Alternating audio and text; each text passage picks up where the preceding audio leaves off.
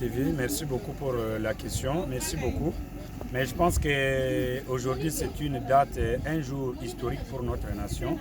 Et je crois que sur le plan diplomatique, vous avez vu le nombre de chefs d'État africains, toutes les délégations asiatiques, l'Europe, l'Amérique. C'est pour dire qu'au Conseil de sécurité de l'ONU, les 5 membres permanents du Conseil de sécurité de l'ONU sont représentés valablement à Kinshasa pour l'investiture du chef de l'État Félix Antoine Tshisekedi Tshilombo. Et vous avez même vu le Kenya, le pays dans lequel le Corneille Nangaa, ancien président de la CENI, s'est déclaré rebelle contre la République. Vous avez vu la présence de l'ancien président kenyan, Uhuru Kenyatta, même de l'actuel président Ruto en fonction. C'est pour montrer cette résilience entre les pays de la sous-région et pour comprendre que le Congo est dans une autre phase de sa gouvernance, une autre phase de son prestige sur la scène internationale. À l'international, vous avez vu les pays asiatiques comme les Émirats arabes unis, vous avez vu les États-Unis d'Amérique comme puissance, membre permanent du Conseil de sécurité de l'ONU.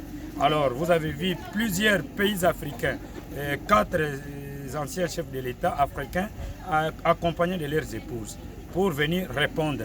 Mais à l'interne, j'aurais souhaité que tous les candidats malheureux à la présidence devraient être là pour montrer à la face du monde que le Congo reste uni, peu importe nos diversités.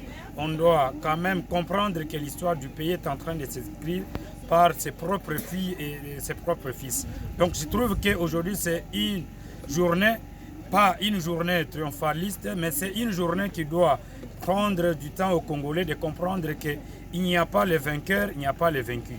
Le président de la République, comme il va prêter serment aujourd'hui, il est le président de tous les Congolais, même ceux qui l'ont voté, ceux qui ne l'ont pas voté, opposition comme majorité.